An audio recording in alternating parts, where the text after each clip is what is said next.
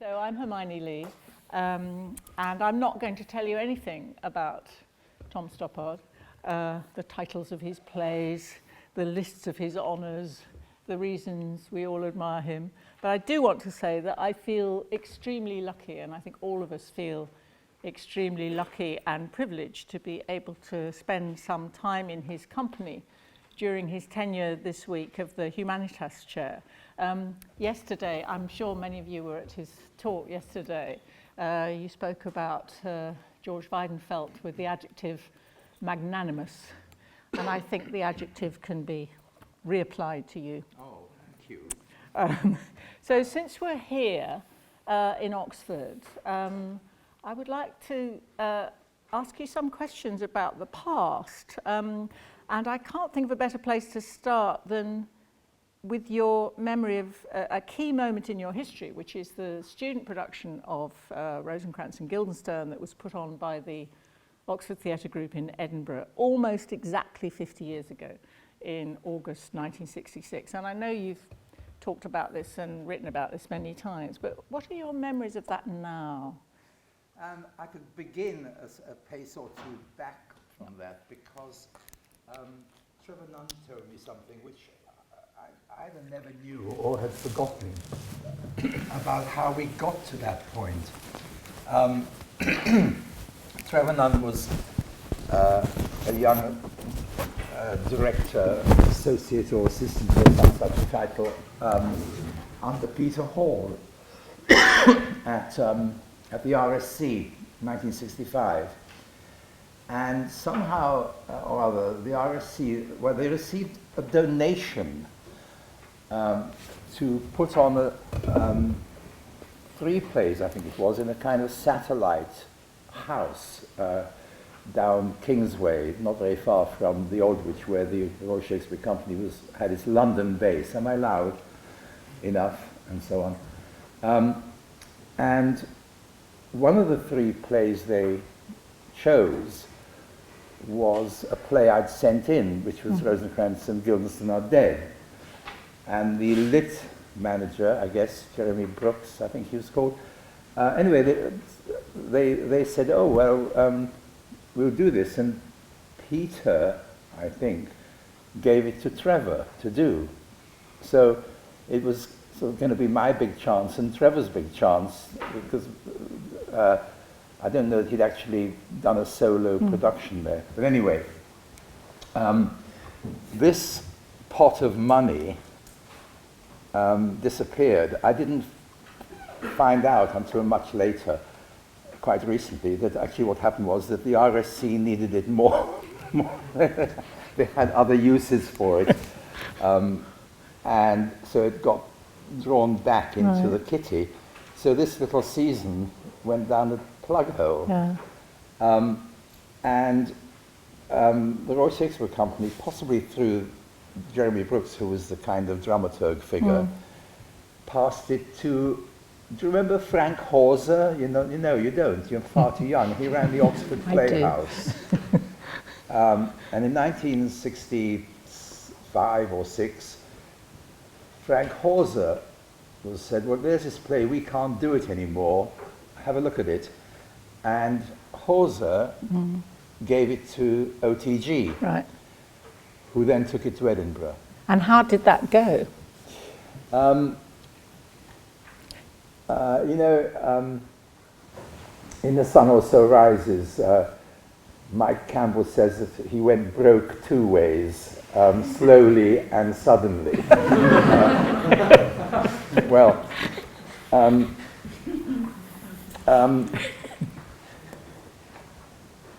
I think there was a decentish sort of audience. Well, first of all, I went up there while they were rehearsing, and for some reason the director departed, and I'm not sure, I can't remember now who took over, but I helped, which is to say I interfered. One of the ways I interfered was to point out that some pages had been duplicated twice, and with a very moving show of fidelity, a kind of moving demonstration of their faith in my cutting edgeness, they just did them twice. Or they were rehearsing them as sequential things. So it was all quite sort of amusing.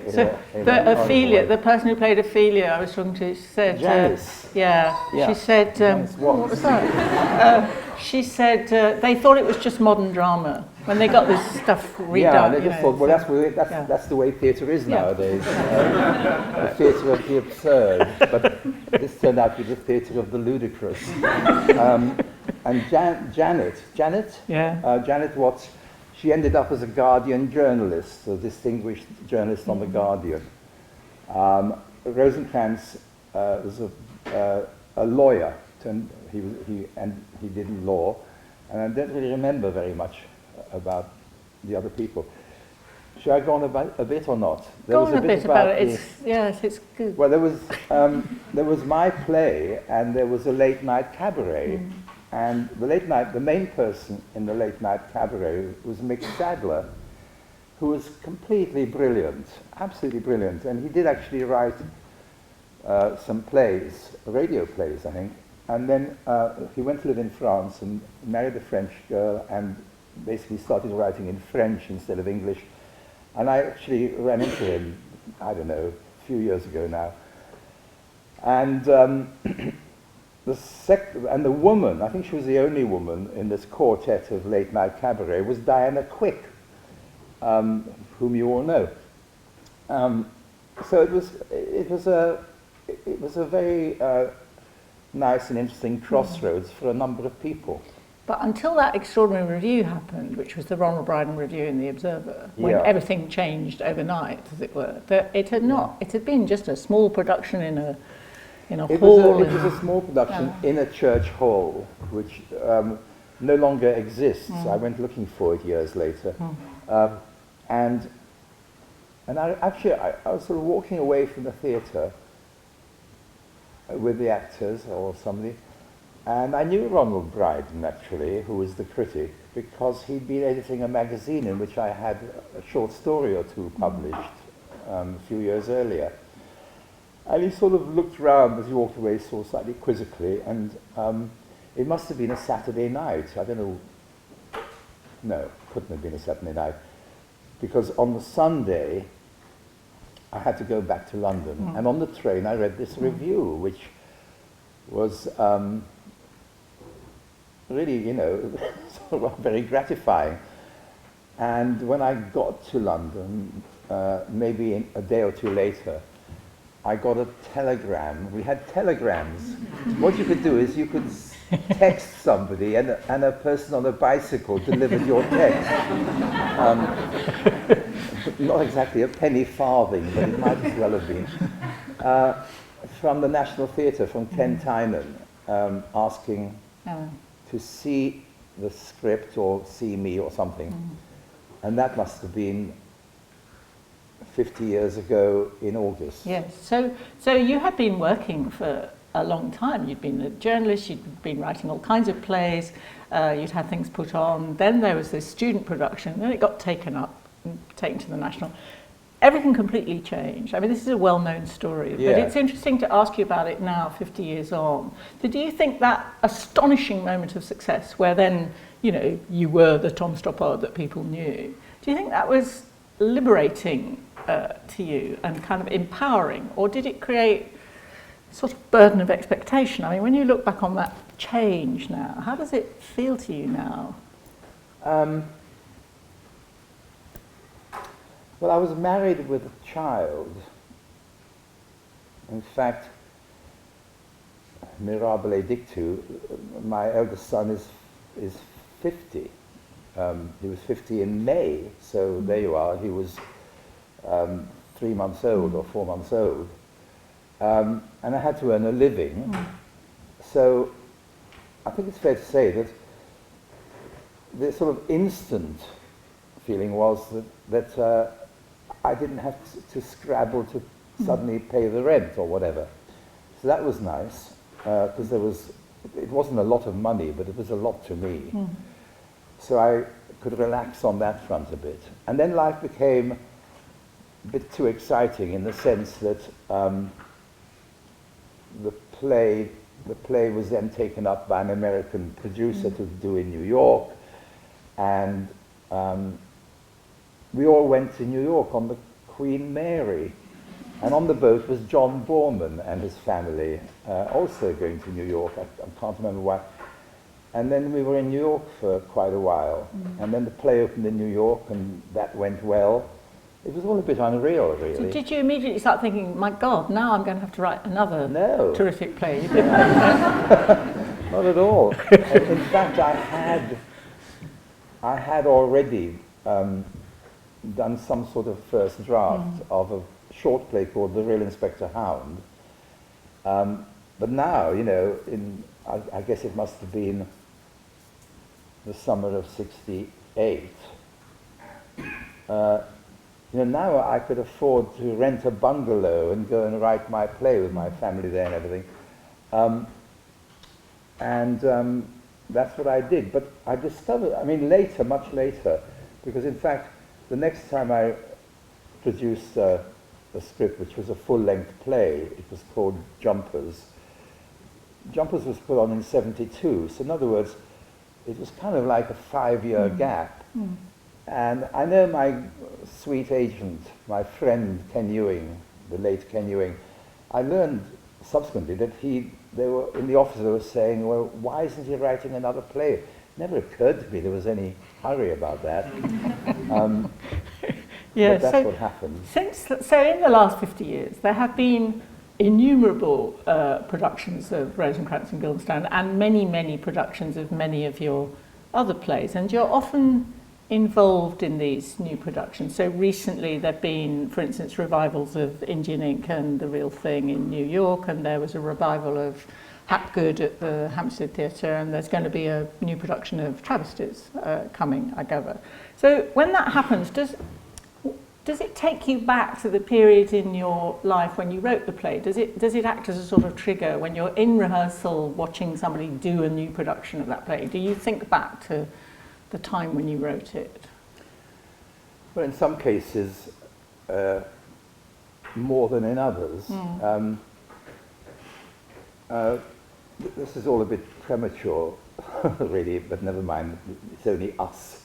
You know, Travesties has been directed by Patrick Marber, who's a very good director as well as being a very good playwright.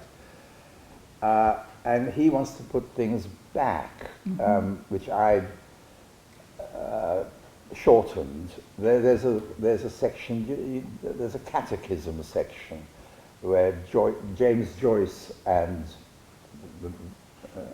Tristan Zara are having a conversation for reasons which really you don't want me to explain. The whole scene is written in the form of the Christian Catechism, question and answer, which itself was the template for a chapter in Ulysses.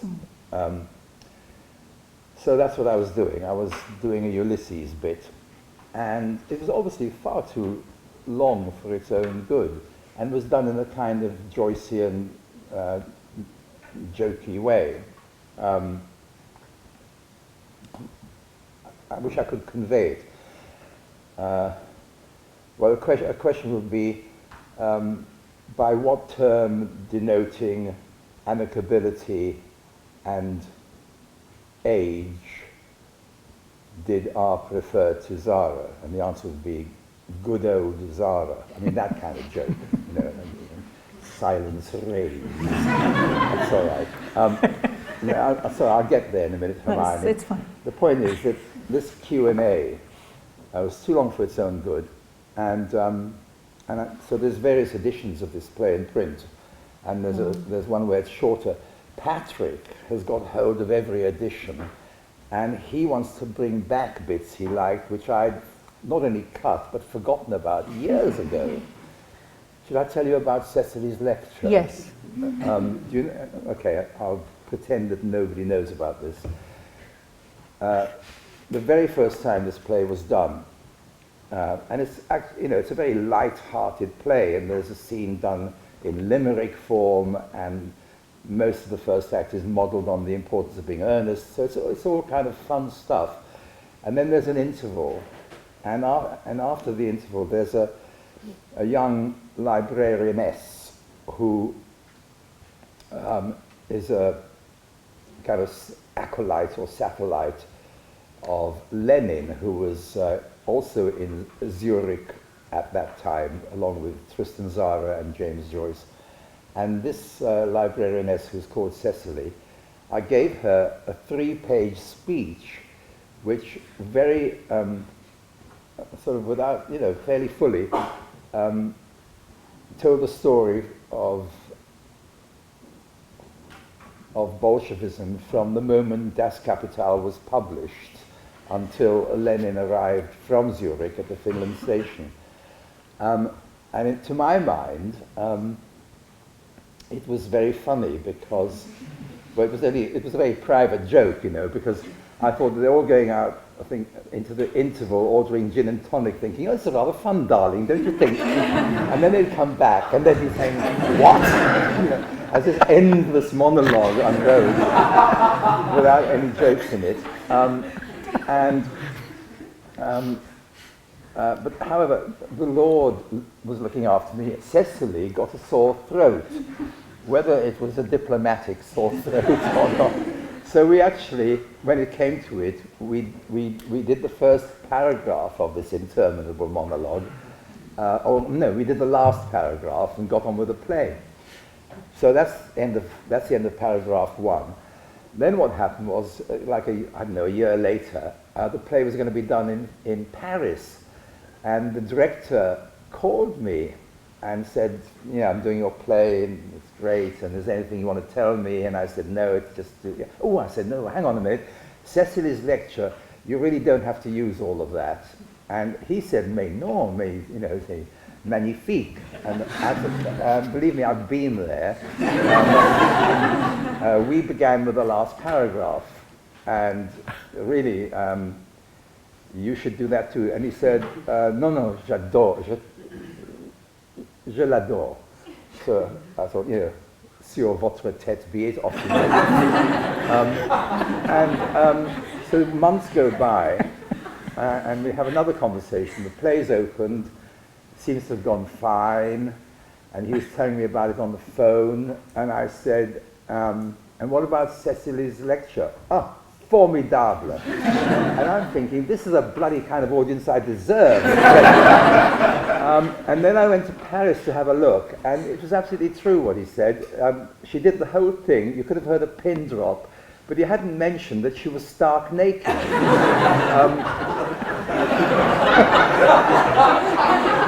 She got out of bed with no clothes on and started on my monologue. Naturally, getting every attention. And then she slowly started putting her underwear on while she kept talking about, what happened in the Zimmerwald conference of 1924 or something.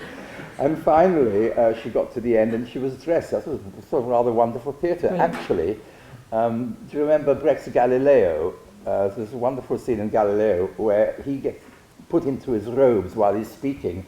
So he begins as this bloke and ends up as the Pope. It's a wonderful idea. This is a great story.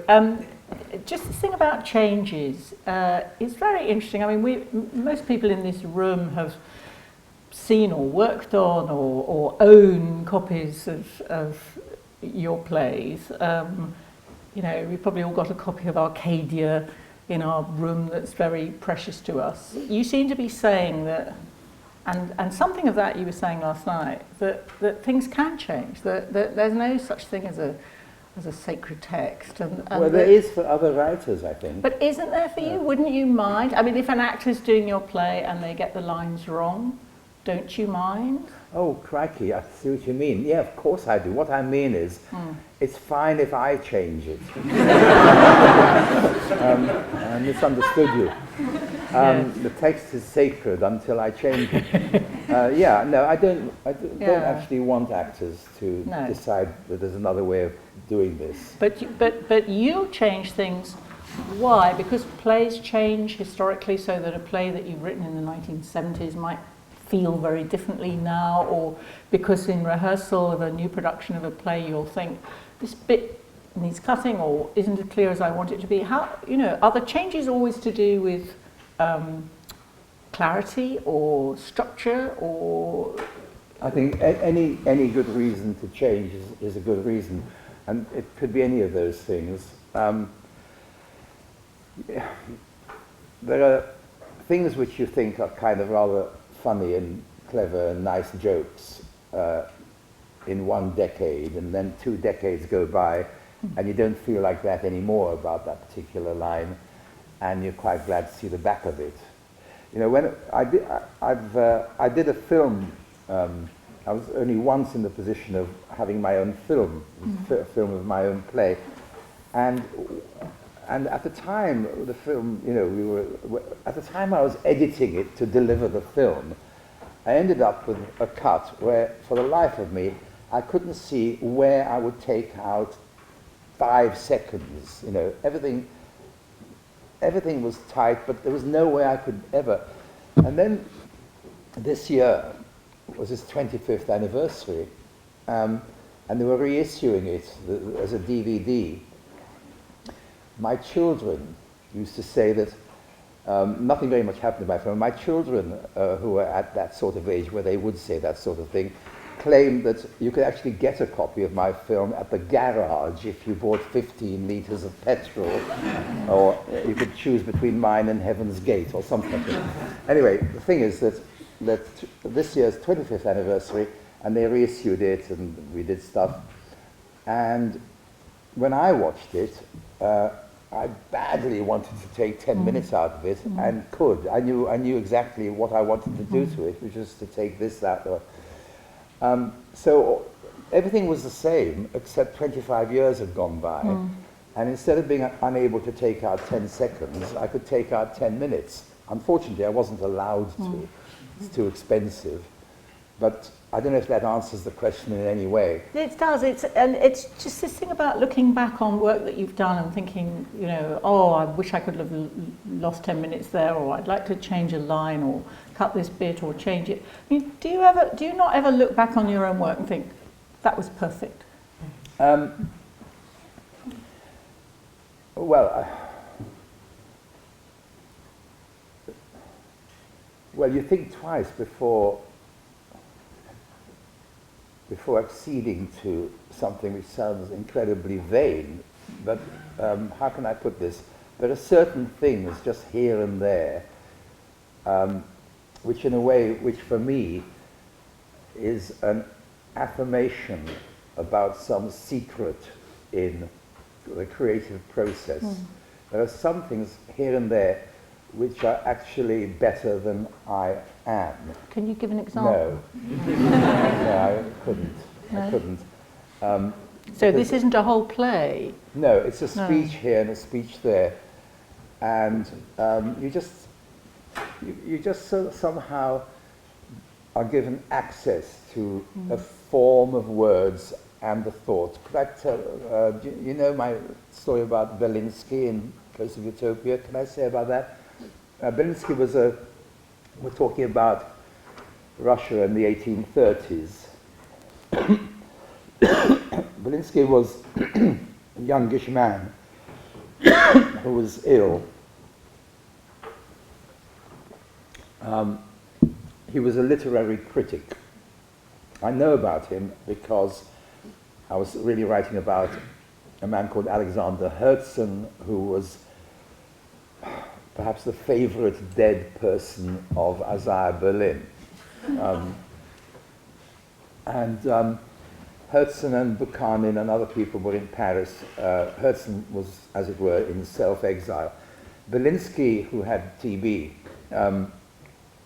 went to a German spa, which he was allowed to do, but everything was very, very difficult for him, and it was a very tight autocracy he was living in.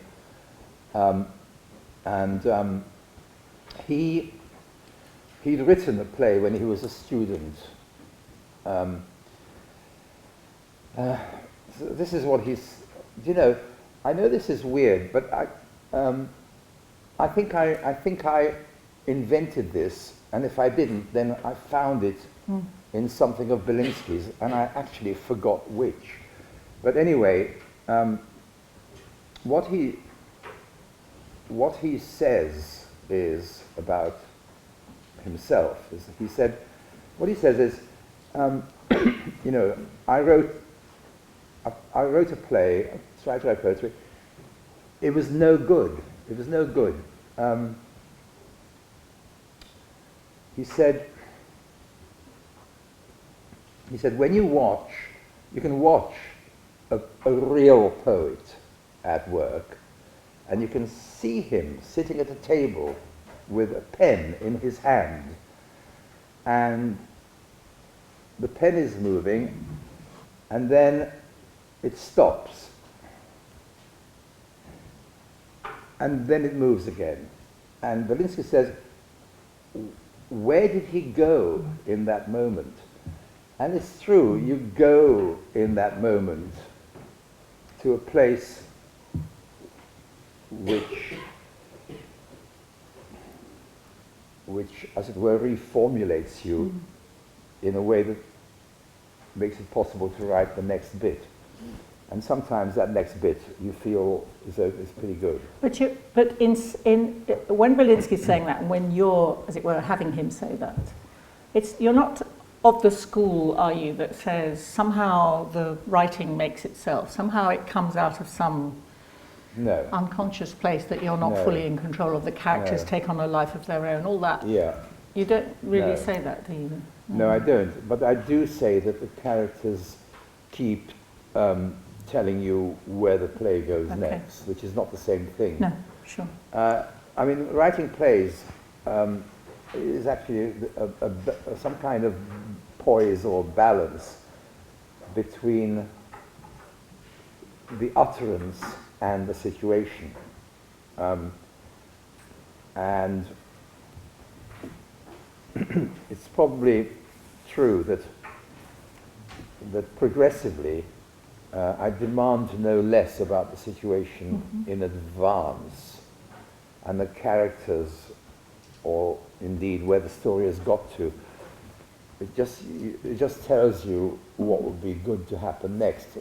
And if you'd sort of worked that out before you started, you'd find, well, you'd get into trouble, in my opinion. That's not to say you haven't done a lot of reading before you start, or a lot of thinking. Well, if the play is about something which requires a lot of reading, you know, if you write a play about a living or person who was living, I wrote a play about A.E. Housman, which was actually done here by students at the Oxford Playhouse about 3 years ago.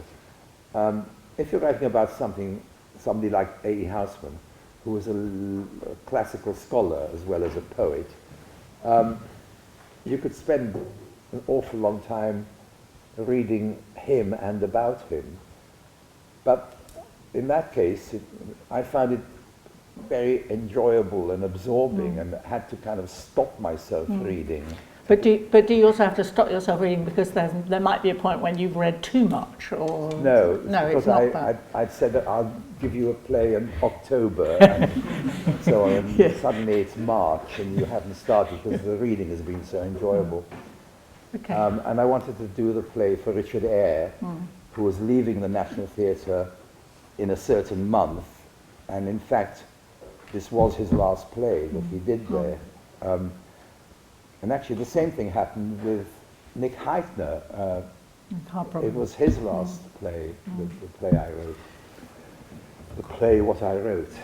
I want to come back to, actually you just mentioned the student production, I want to come back to that whole area of the way your work's taken over and done. But I just wanted to pause a bit longer on this question of time and links between the past and the present. So it strikes me and anyone who reads you that over time that there are connections in subjects that preoccupy you or that you come back to. I don't mean to say that you are a repetitive playwright, because you're not. But so, for instance, the argument about, let me just give one example, the argument about the nature of good and whether there's anything beyond, as it were, the machine, or whether there is such a thing as some kind of soul or innate goodness that can't be accounted for by mechanics. It comes in Jumpers when George Moore's talking about the idea of goodness as a moral absolute. It comes in the arguments between Max and Lenker in Rock and Roll. It comes in The Hard Problem. And the philosophy student Emily in your radio play Dark Side in 2013 says, what I'm thinking is you can't work out what is the good. You just know what is the good. That's what's good about it. So that's something that keeps coming back to you. Why maybe why is the wrong question, but well, why do you think it does keep coming back? What is it about that whole idea about goodness and our natures that preoccupies you? It's like a brute fact in my consciousness. It just has done since I was able to have that kind of a thought. And it seems, I think it's because it just seems important to me. All these, a question like, what is the good, and how do you validate one idea of good against another, and is there an idea which actually overrides and is supreme above all lower versions of the answer to what is good? All such matters, and when I say all such matters, I mean what is true of morality is true of aesthetics. You know, what is beautiful is the same problem. And I think what unites everything in my interest or in my nature or my soul, I don't know, is that the very notion of there being a definitive answer to the question, that very notion entails that materialism as a philosophy is too reductive, or reductive in the wrong way. The idea of there being a metaphysical good is an affront to physics, and the orthodox wisdom of our time is that everything resolves to physics but no further. You know, it goes, as it were, through chemistry, but in the end it's neurons. And I've never managed to get past a question she asks in this play, The Hard Problem, which Hermione has referred to. So she's in dispute, if you like, with somebody else. And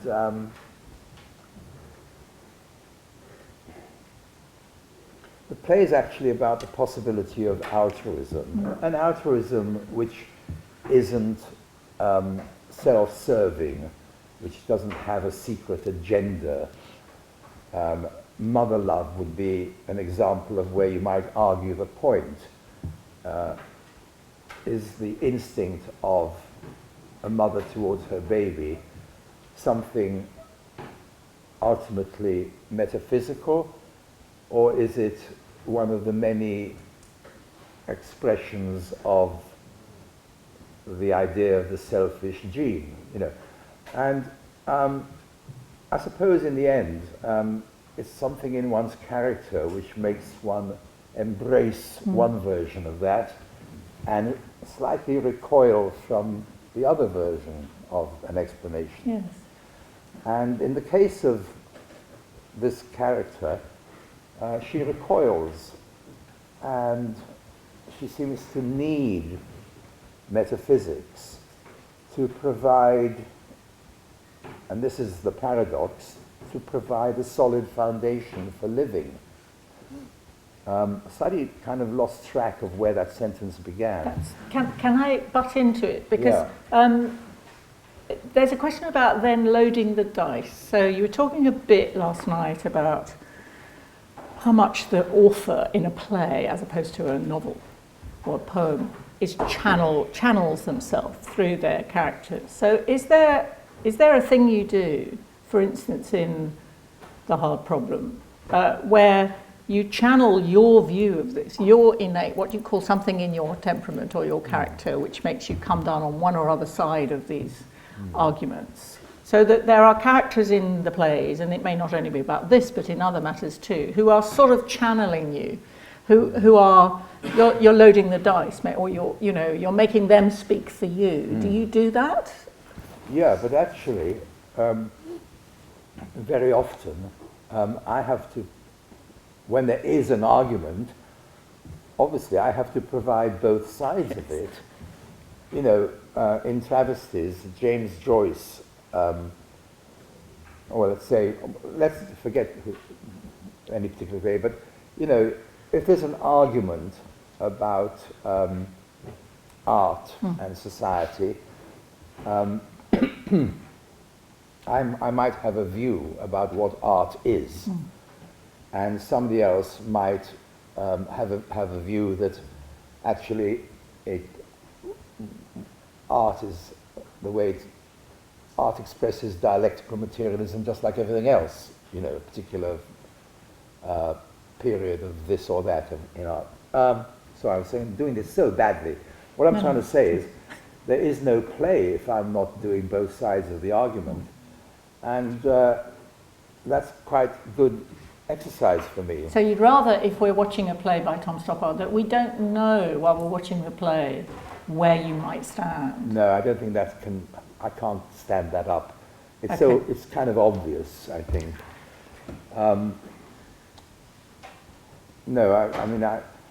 So Hermione was referring to something I said last night about, you know, your writing. Play is only character and dialogue. There ain't anything else apart from the stage directions.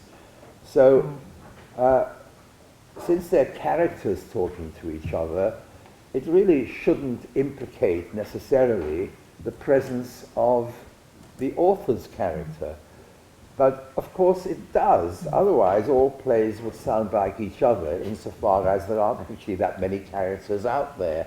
There's this limited number of characters who show up in innumerable plays. So why don't the plays sound broadly like each other? And they sound nothing like each other. So that you wonder, well, look, if Noel Coward wrote a play about two tramps on a country road, what would that sound like? Well, the answer is it would sound like Noel Coward. And not that doesn't... Beckett. What? Not like Beckett. They know who wrote that.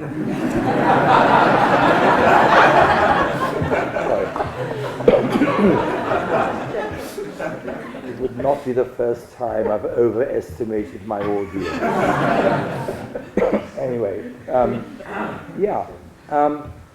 And, you know, so what's going on, actually, isn't what we conventionally take to be going on.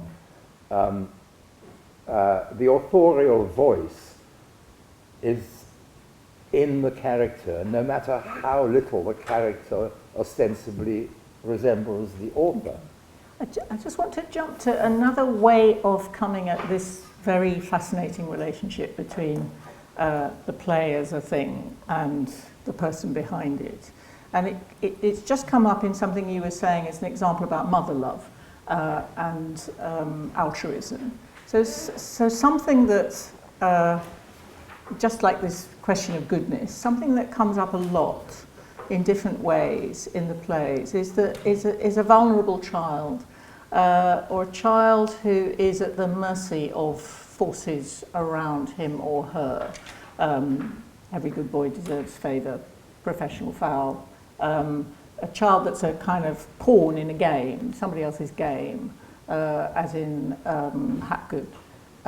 Or a child that has got a lost parent, may not know it's got a lost parent. The parent may have identified the child, but the parent can't identify him or herself to the child, as in Hard Problem. So it's very clear that that's a subject that returns, and I wonder why. Well, I think that's very clever of you, because it's never occurred to me that was a, what do you call it, a theme, or and you wonder why, right? This is a question which can only be answered lying on a chaise longue, isn't it? But across my heart, it hadn't occurred to me. So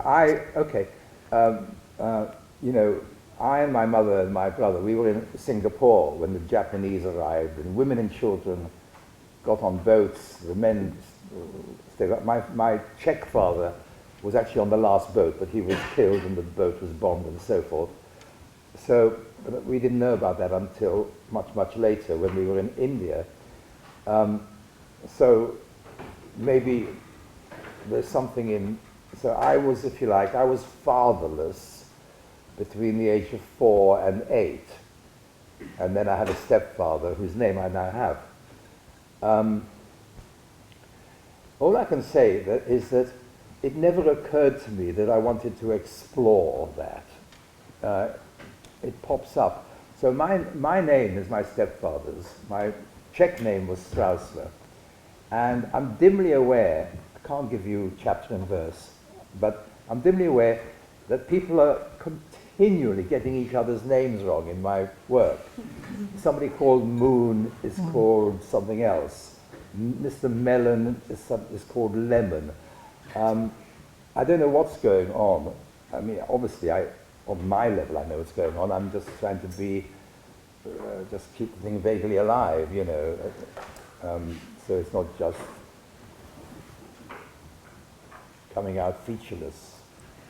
You've segued into name changing from this question of a vulnerable child. So I'll just pull you back one more time and then let it go, which is, I think it has to do with the question in my mind about the way you have sometimes been described or were described in the past, which is sort of a brilliantly dazzling ventriloquist, a sort of heartless showman of the English language, who, you know, firing on all cylinders and dazzling the audience with difficulty and brilliance. And then maybe at a certain point in your writing career that shifts and you become treated as a sort of more heartfelt and tender writer of the feelings, writer of the emotions. Now, you may not recognise that description at all, but you must be dimly aware that something like that has gone on in the way that your work has been received. But the theme of the child, for instance, goes back quite a long way. And I would be myself resisting that idea that you suddenly changed in mid-career and become less pyrotechnical and more feeling. So it's perhaps not something you'd want to answer, really, but someone else might have to answer it. I've got no objection to answering if I had an answer. I mean, I recognize some truth in this general idea that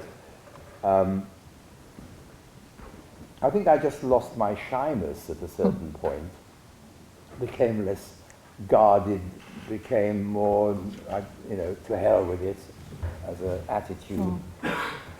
But actually,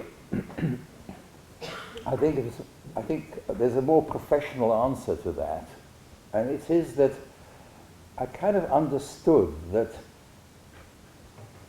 emotion is actually the most powerful force in drama.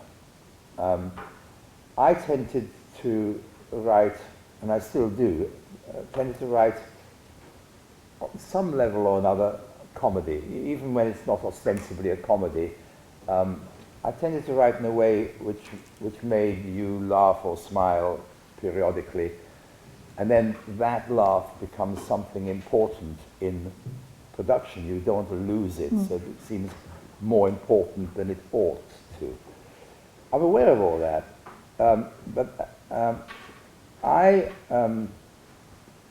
so I think in the first part of my life as a writer, I think I thought of myself as somebody who was there to amuse.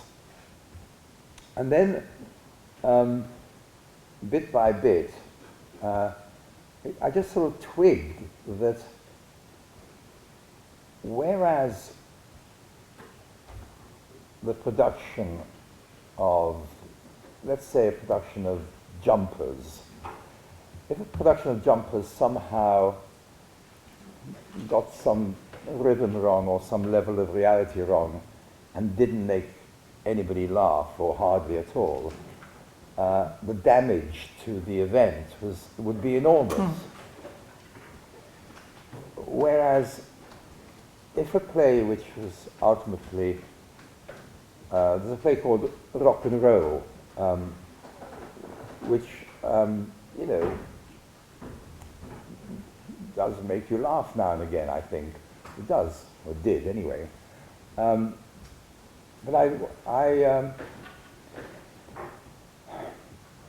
what made it work, I realized, actually I either received or read a letter by somebody who went home in tears about the fate of the characters.